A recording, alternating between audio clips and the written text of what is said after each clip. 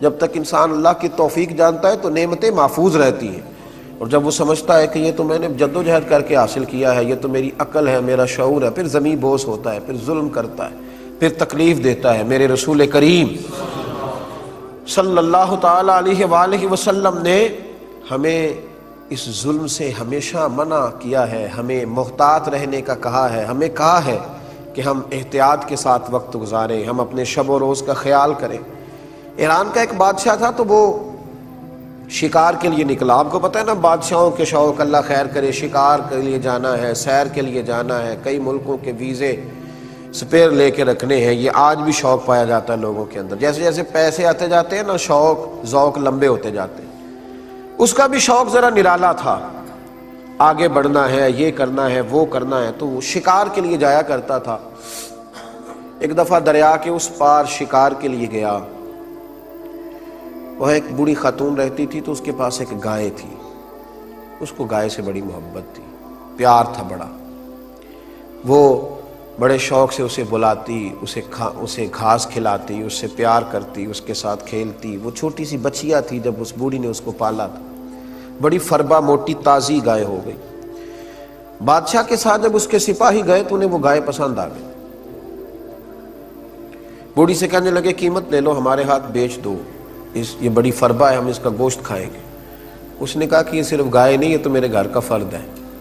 مجھے اس جانور سے بڑی محبت ہے، میرے ساتھ آتی جاتی ہے، اٹھتی بیٹھتی ہے، میں نے اسے چھوٹی عمر میں پالا ہے۔ وہ کہا اماں کیا بات کرتی ہو، جانور تو جانور ہوتا ہے،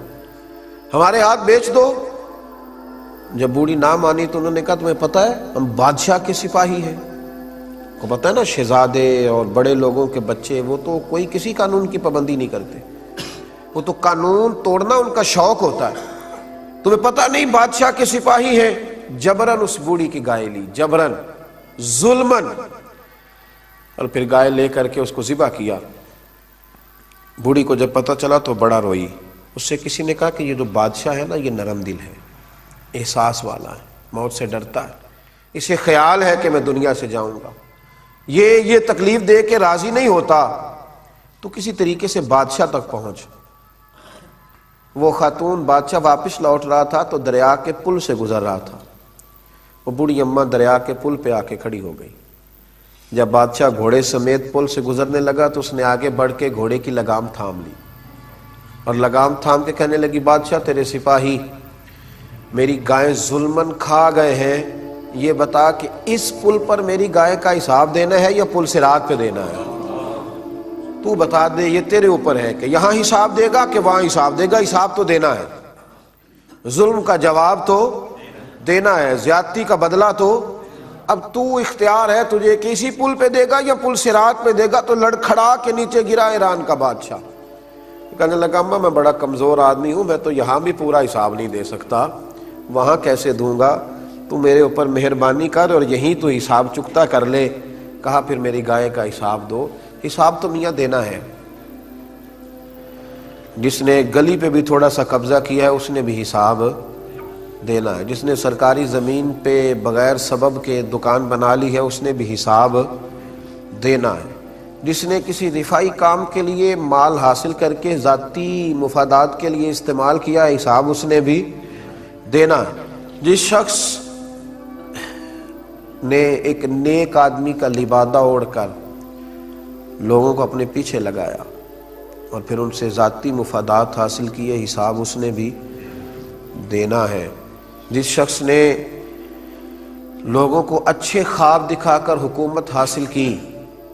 اور لوگوں کو بڑے خوشنما باغات دکھا کر انہیں خوشبو کے پیچھے لگایا اور پھر ان لوگوں کے ساتھ زیادتی کی، اس نے بھی حساب دینا ہے، جس شخص نے جو لباس پہن رکھا ہے، جو جس قسم کا ارادہ بنا رکھا ہے اور پھر وہ اس پر پورا نہیں اترتا، حساب اس نے بھی دینا ہے، جس کو پتا تھا، جس کو پتا تھا، جس کو یہ خبر تھی کہ میرے گھر والے غلطی پہ ہیں اور میرے بھائی کے سسرال والے حق پہ ہیں، لیکن پھر بھی وہ اپنے ہی گھر والوں کی حمایت کرتا رہا اور پھر بھی ظلم اور جبر کا ساتھی بنا رہا، ظلم اور زیادتی پر تعاون کرتا رہا، اس نے بھی صبح قیامت حساب دینا ہے، اور دینا ہے، رب کریم حساب لے گا۔